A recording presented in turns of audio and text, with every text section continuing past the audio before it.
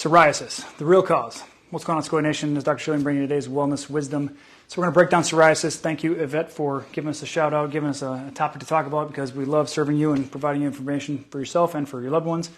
So psoriasis is typically considered a skin condition. It can be plaque psoriasis. It can be, at the elbows, at the knees. It can be along the body, anywhere.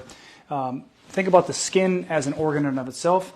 People think about verbally abused, insulted, shamed, things like that. Feeling flawed is a big issue with the skin. That's just a first level, straight up cerebellum, just first level of the brain. Then if you go into psoriasis, there's deeper issues. So we'll get into those in a second.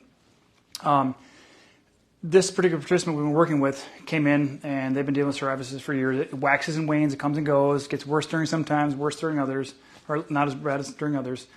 So what they're dealing with is a common issue. We see this all the time. People come to us after having seen 6 or 12 different practitioners. They've been to Mayo, they've been to naturopaths, this and that. Everybody wants to treat the symptom. They say, oh, your skin. Oh, they go to a dermatologist. I got this thing, can you help me with it?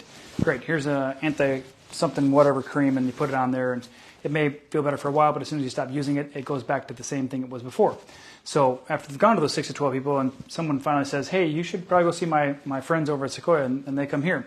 And this is what we get all the time. So if you or one of your loved ones is dealing with something like this, where they've just been beating around the bush, going everywhere, crossing the world, trying to find a result for this, you just have to find someone like us or someone like us, if not us, that will help you understand what the root cause is, because you got to figure out what the root cause is. So let's get back to the psoriasis now.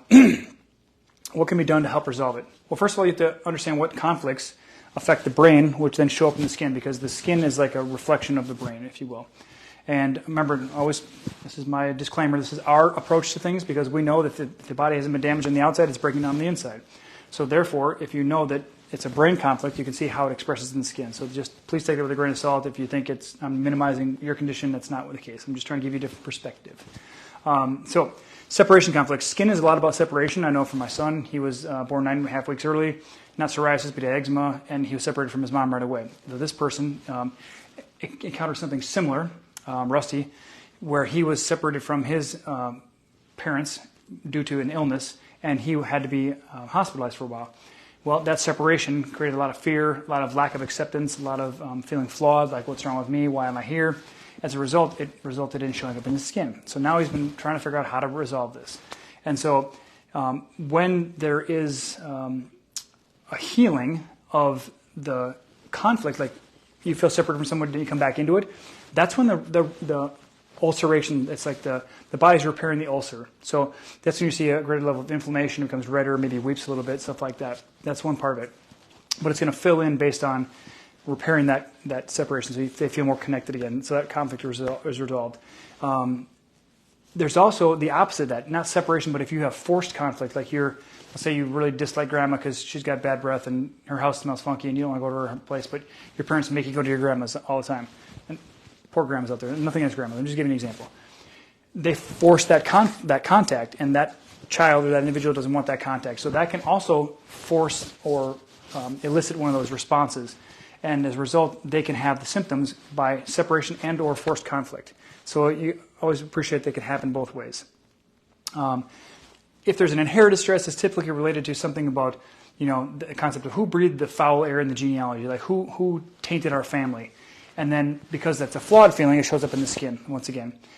So if it's as far as skin goes, like it could be elbow, they can't push back on something. It could be knee, they don't know how to move forward, have uncertainty about something. It could be like the pubic bone, which is related to a partnership, or if it shows up on their head, inability to connect or lead or communicate. There's all these different things. What else? So for the anus, it can be like a separation from a partner. So there's very specific tissues, and again, the body tells the story, so we want to be mindful of that. If we think about the separation conflict as the big one, like if it's a giant psoriasis covers a large part of a person's body, then it's usually like 2 types of separation. And when one is resolved, it might flare up in a different space. We talked about how the healing process is actually the bigger symptom. So just like when a tumor increases in size and the skin rash increases in size, it's part of the healing process. So don't be freaked out if you see something increase in size. Say, oh great, I'm going through a healing crisis and we're getting better. So That's how it fits in Rusty's life. That's how, you understand the separation conflict and then how it waxes and wanes as far as his ability to feel connected to his family members and things like that.